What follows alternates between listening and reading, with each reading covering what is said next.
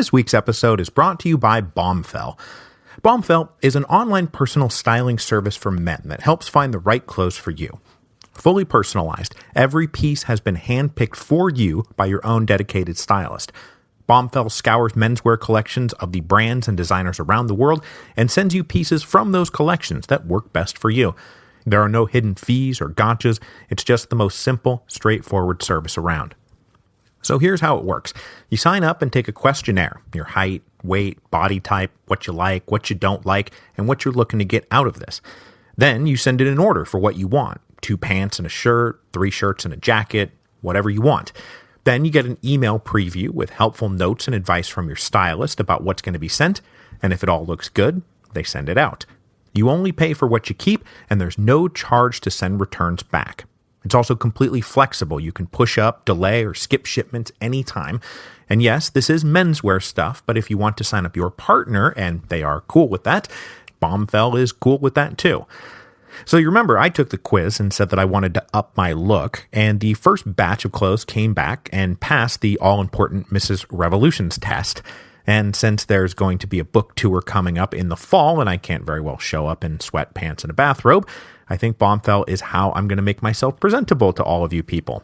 So I'm diving back in and plan to have at least 2 orders come through before I leave at the end of October. So what I've got for you today is $25 off your first purchase by going to bombfell.com/revolutions. That again is bombfell.com/revolutions for $25 off your first purchase.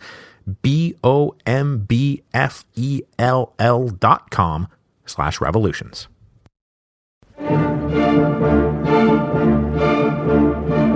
Hello, and welcome to Revolutions.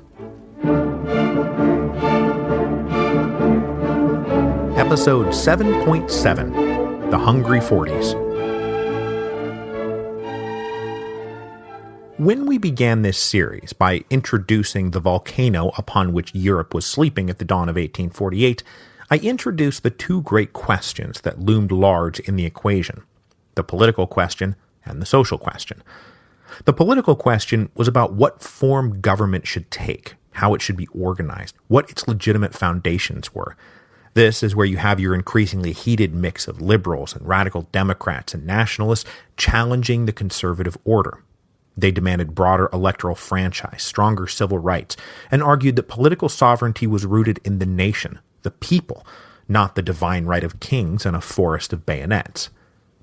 The social question, meanwhile, was about the slowly grinding gear of economic history that was dislocating families from their traditional ways of economic and social life and forcing them to fit into a new mold to better serve an increasingly industrialized world.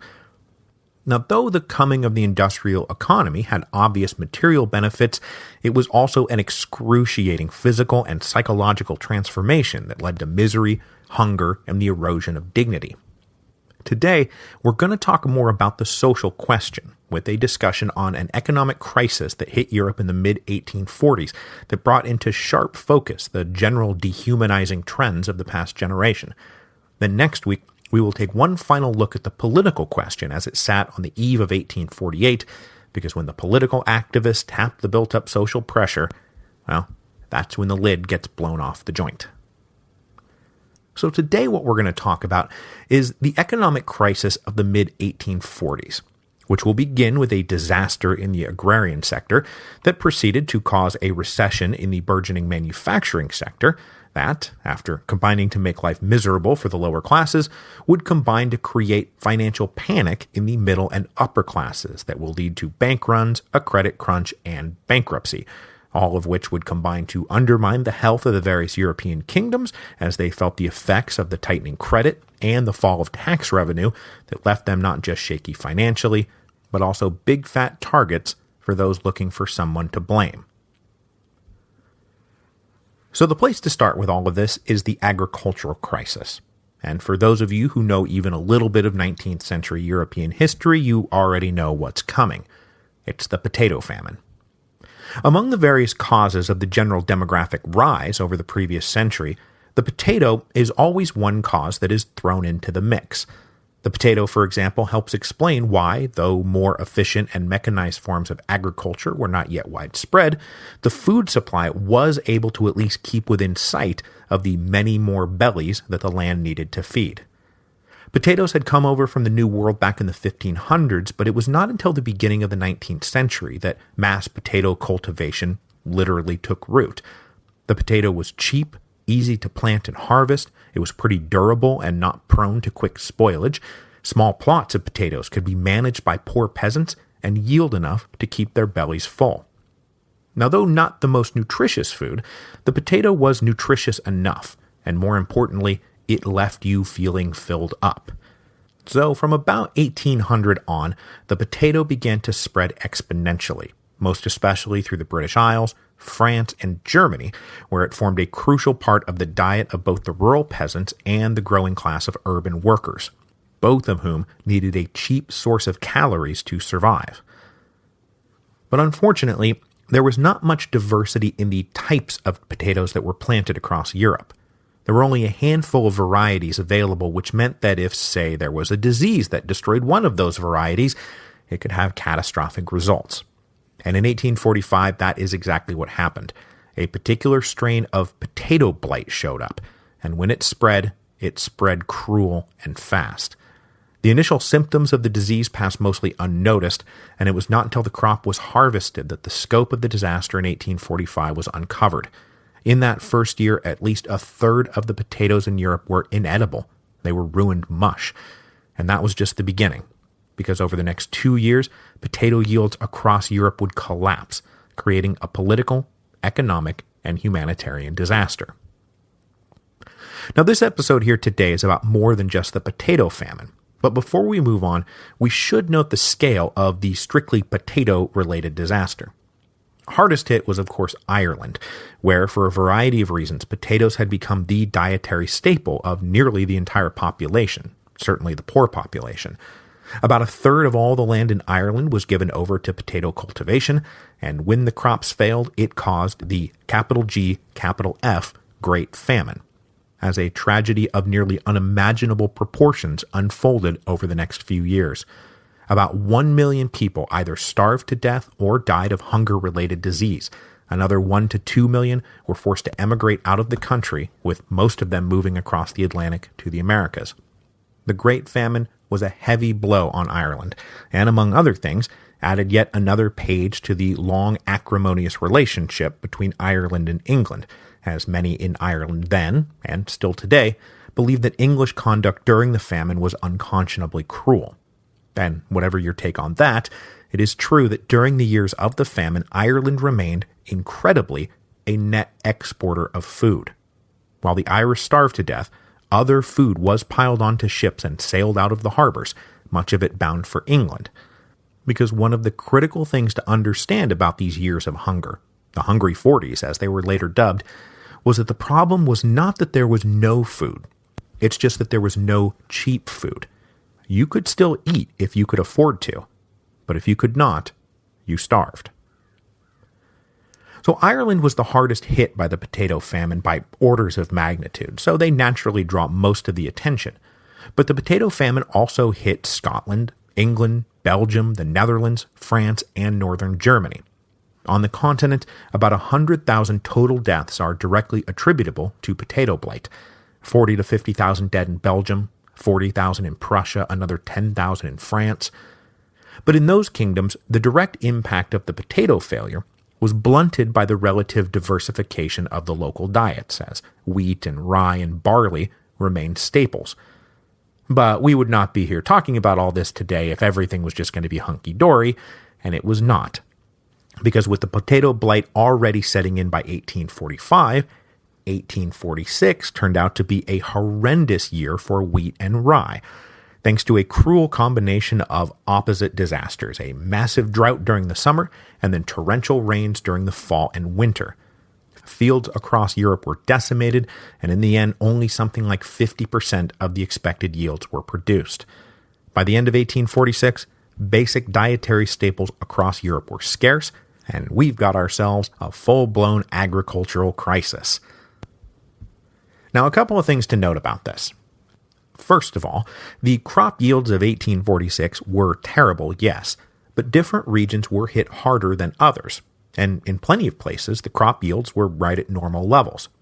And as I just mentioned about Ireland, there was still technically food to eat. It's just that no one could now afford it, because the specific way the agricultural crisis manifested itself was not simply a lack of food, but skyrocketing prices for the food that was available. And the skyrocketing prices were universal, especially when grain merchants realized they could move grain from areas of abundance to areas of scarcity and make a massive profit, leaving the areas of supposed abundance now staring down scarcity and high prices themselves. Meanwhile, those in badly affected areas were hit with the double whammy. They were ruined by their own crop failures, and now were staring down the barrel of exorbitant prices to stay alive. For the subsistence farmers, this was literally now a matter of life and death. But for more affluent families in the broader middle classes, whether larger farmers or town, city artisans or professional tradesmen, you saw your entire household budget now being swallowed up by the price of food.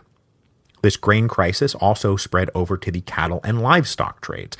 Without enough fodder to feed their flocks and herds, everyone was forced to make the same decision: slaughter and sell the meat. But with everyone forced to make the same decision individually, the market was flooded and prices for meat bottomed out. And so the ranchers were left with the worst of both worlds: no money and no stock. All of this leads us to the next link in the chain of the economic crisis of the mid-1840s, a recession. The straight line from the agricultural crisis to the business recession was as straight as can be.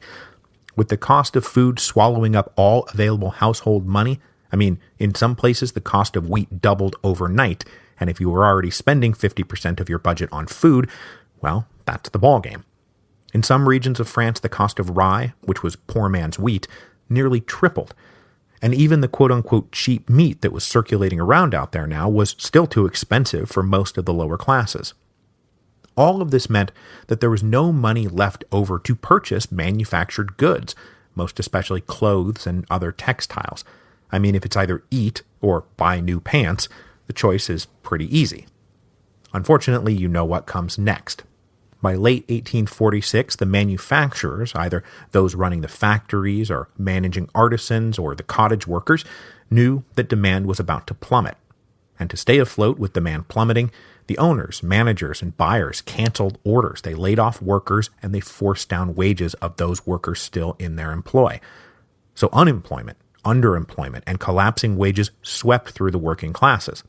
So just as food was becoming more expensive, everyone had less money to buy it with. So just to run through a couple of examples here, in Berlin, the population of the city had risen more than 30% between 1840 and 1848, with almost all the newcomers being poor. More than 80% of the city was classified as some version of poor, with 100,000, a full quarter of the city's population, living below any reasonable definition of a poverty line. In France, in the rising industrial city of Roubaix, 8,000 workers were unemployed by May of 1847, and that was out of a total workforce of perhaps 13,000. In Rouen, at least 30% of the population was living on wages that did not keep them fed, and another 1,600 were just out of work completely. In Vienna, 10,000 workers were laid off over the winter of 1846-1847. They congregated on the outskirts of the city in poor slums and were packed into dilapidated housing where the hunger and the misery and the unsanitary conditions made life unbearable. And those were just the industrial factory workers. The lot of the artisan classes was even worse. Having already spent the last 20 years falling behind the cheaper goods produced by the factories, the artisans were now squeezed completely when scarce consumer dollars went only to the cheapest item available. When the recession set in, apprentices and journeymen simply had no work to do at all. Even masters saw orders dry up or prices offered for their work so low that they could not support their families. And remember, these guys still had a sense of dignity about their craft. They were masters, they were respectable, they were independent. But now, economically at least, they found themselves no better than an unskilled beggar. On top of everything else, the terrible winter of 1846-1847 that contributed to the agricultural crisis also brought new construction to a grinding halt, threatening the livelihoods of masons and carpenters.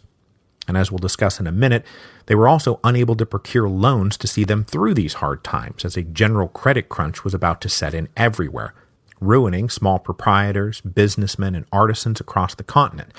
It was discouraging, dispiriting, enraging. As the scope of the crisis grew over the winter of 1846 and 1847, this is when food is scarce, prices are skyrocketing, and work and wages are disappearing, the people started to take matters into their own hand, and 1847 was marked by a wave of food riots across Europe. Now, the general pattern of these food riots was pretty tame. We're not talking about mobs going insane with hunger and burning the town down. The rage was instead laser-focused on high prices and the merchants who the mobs thought were dishonestly gouging them. Often led by local women, mobs would descend on various parts of the food supply chain: marketplaces where grain was bought and sold, merchant stalls, the point of pickup or delivery, all the way down to the baker selling the final edible products. These mobs had two basic goals. First, disrupt the circulation of grain, which is to say, if there is grain right here, right now, and we are hungry right here and right now, how can you possibly ship it somewhere else? Once they had surrounded some part of the supply chain, they then went after their second goal, demanding that the food be sold at a just price, which is just the price that it had been a year ago. The mobs did not care about supply and demand and the price fluctuations that came along with it. For the hungry mobs, it was obvious that dishonest merchants and government officials were conspiring to extort everybody's money or starve them to death. So these food riots broke out all across Europe. In April of 1847, Berlin was hit by what was called the Potato Revolution. Crowds of angry women with hungry families stormed market stalls of potato and grain merchants, demanding an end to the price gouging. They swept through, gathering up food and distributing it to the people at a just price. They also stormed bakeries and performed weight checks on the loaves they found. The doors of honest bakers were marked off limits, while dishonest bakers felt the wrath of the mob. After 4 days, the Prussian authorities finally ordered in the regular army to restore order.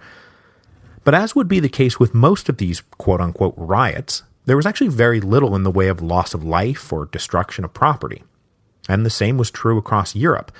In Vienna, butchers and bakers were ransacked. In northern Italy, a crowd of 2,000 attacked Swiss merchants who had bought grain to transport elsewhere.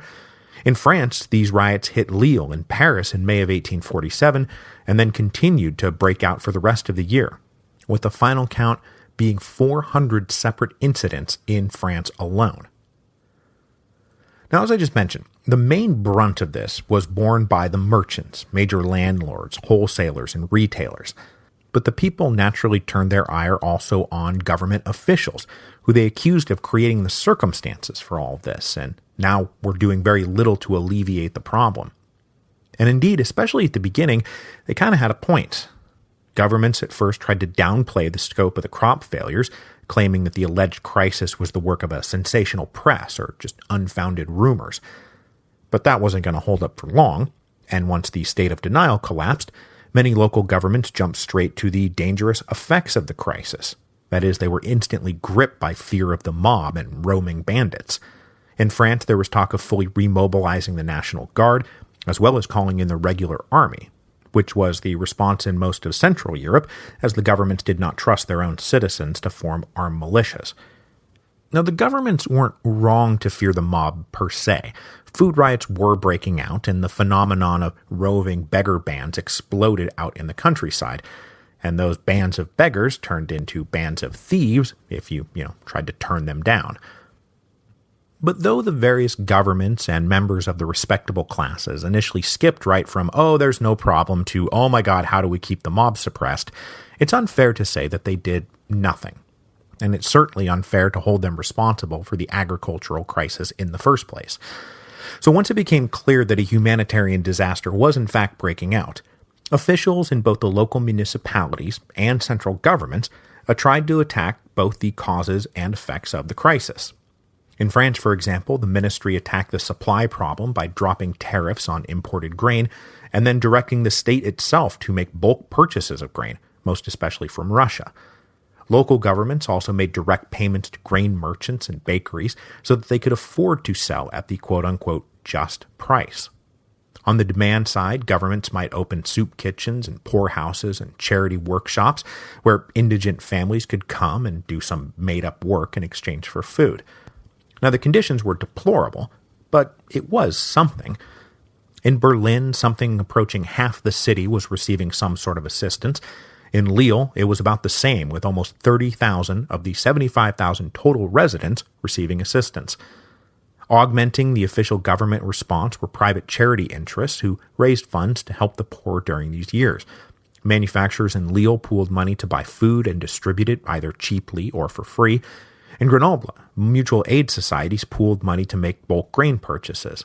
And in some cities, bread coupons were just distributed. You could go turn it in and get some bread. It wasn't enough. It was never going to be enough. But it was something. And in fact, the steps taken by the various governments to try to blunt the impact of the agricultural crisis actually helped move the general economic crisis onto the next link in the chain, from agrarian crisis to business recession to financial crisis, because a financial crisis is going to take hold by the end of 1847. But to fully explain that financial crisis, we need to take a brief detour and talk a little bit about railroad mania. Now, as we've discussed, we're just now at the tail end of the first burst of the Industrial Revolution. And it wasn't until the 1830s that the promise and the possibility of railroads became an object both of public and private interest. And in the early 1840s, there was a burst of railroad construction. In France, railroad projects took the form of large banks partnering with private corporations with the support of the government ministry to approve and fund new rail construction, most especially up in the Northeast. In Prussia, the major landlords who owned the rich agricultural regions of the East pressured the government to build lines that would connect them directly to urban markets in the West, in the Rhineland. And then up in Britain, a very free market attitude took hold, where private companies raised private money through bank loans and stock offerings to construct lines that would crisscross the country. The point is that by the mid-1840s, there was a lot of credit and a lot of debt tied up in the railroads, and also a lot of exuberance over getting rich quick, and a classic bubble was building. So the financial crisis hit England first. In the early 1840s, investors had flocked to railroads as both middle and upper-class investors saw them as an almost sure bet, so much so that many bought stock offerings with just 10% down, dumping their life savings into it with the hopes that they would get rich before the other 90% was ever asked for. But unfortunately, the only rule about starting up a railroad corporation in England was for a group of guys to get together, draw some lines on a map, and present it to Parliament for approval. Due diligence was not the order of the day, as MPs and government ministers were themselves heavy investors in these various companies, and Parliament nearly always approved a request for certification. They approved more than 200 in 1846 alone, even if the plans these companies were providing were ludicrously unfeasible, and the men operating the companies had no idea what they were doing. But with money flooding in, the price of all the railroad stocks kept rising, so nobody asked too many questions, because the point was now to make money off the rising stocks rather than whatever profit the railroad underlying it might be capable of producing. So a bubble grew. The bubble finally burst at the end of 1847 thanks to a number of factors. For example, the Bank of England raised interest rates, making state bonds a safer and more attractive investment. But the other big hit came from the European-wide agricultural crisis, as governments had to take on loans or spend specie reserves to alleviate the crisis, and businesses hit by the resulting recession had to take on loans to float them through the hard times. With the pool of investment money for the railroad companies drying up, it became very clear very quick that many of the companies were not viable at all and had been surviving on smoke and mirrors. The bubble burst at the end of 1847 as railroad stock prices collapsed. Life savings were wiped out as insolvent companies that couldn't take on new loans to pay off their old loans called in the other 90% of the stock purchases, and nobody had any money to pay. So this created a cascading failure. I can't pay my debts because this guy won't pay his debt to me, and he can't pay his debt to me because this other guy can't pay his debt to him. So most of the railroad companies declared bankruptcy, as did plenty of ruined investors. But the collapse of the railway mania bubble in England was not merely a local concern, because plenty of British investors had spread their money down to continental projects. And then, of course, the international finance system was international, and credit was now drying up everywhere, as it was directed towards the effects of the agricultural crisis and business recession, and new railroad construction slowed to a crawl. And, for example, in France, some 700,000 workers were now out of a job. The general credit crunch also left small businesses and struggling artisans out in the cold, as they could not secure even small loans to keep themselves afloat because all the money was being tied up elsewhere.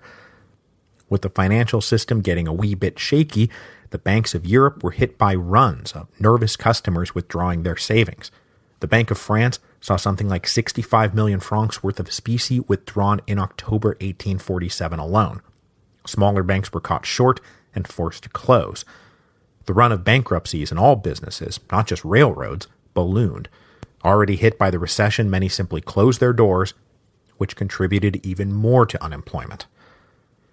But there is some good news now, because by the time the financial crisis was blowing up, the agricultural crisis was starting to wind down. Now, potatoes were still wrecked, but the regular grain harvests of 1847 were mostly back to normal. But the good news did not really solve the problem, as both high prices and low wages lingered heading into 1848, and plenty of speculators had bid high on grain expecting the supply to remain low, and when it did not remain low, they now faced ruinous price falls.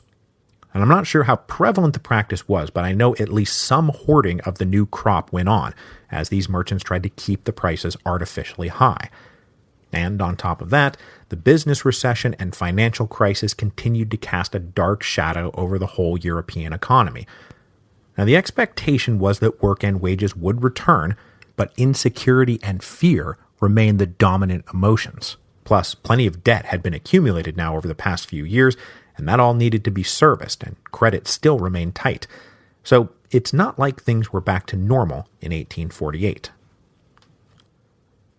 The net effect of all this on the governments of Europe was quite negative, both financially and politically. Financially, they had to tap gold reserves or take out new loans to buy grain, subsidize merchants and retailers, and fund charity operations. And the general recession also caused a contraction of tax revenue. So the books did not look good at the dawn of 1848.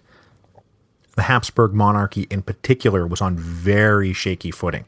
They were underwriting large military expenses, running persistent deficits, and faced with a rotten balance of trade. And it took a major infusion of cash by the Rothschild banking conglomerate to keep the monarchy afloat at the end of 1847. And in Austria, there was also a deeply unpopular problem where many of their consumption taxes were based on the price of the item, and when food prices shot up, so too did the taxes that went with them. But the government couldn't afford to cut those taxes because they needed the revenue to service their own debts. These excessive taxes levied on basic food staples were called the blood tax on the proletariat. So what we're looking at generally here, in the years spanning 1845 to 1847, was an economic and social crisis that rocked every level of society. We've got miserable, starving rural peasants, miserable, starving, unemployed poor people in the cities, underworked and out-of-work artisans, that's masters, journeymen, and apprentices alike, ruined small business owners, large business owners holding on only by slashing wages or turning out workers and struggling themselves to secure much-needed loans. We've got bankrupt middle and upper-class investors and professional classes whose services can no longer be afforded. And surrounding all of this everywhere was a basic breakdown of law and order. Mobs were rioting over food, bandit groups were roaming the countryside, there was a rise in crime everywhere. Murder, robbery, assault, prostitution, fraud, all climbed noticeably in the mid-1840s. The economic crisis caused the death rate to rise and the birth rate to fall. And psychologically, the impact was traumatic. We know how bad poverty can be for basic cognitive functions. And for years, For millions of people in Europe, their lives were defined by insecurity, fear, and hunger.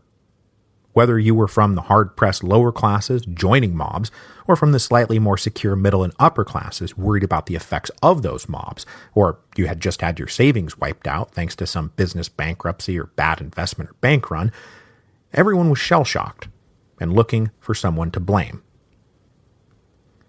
As I said at the beginning of this episode, the crisis of the mid-1840s brought into sharp focus the discontentment, dislocation, fear, insecurity, indignity that had been brewing in the economic climate of Europe over the past generation.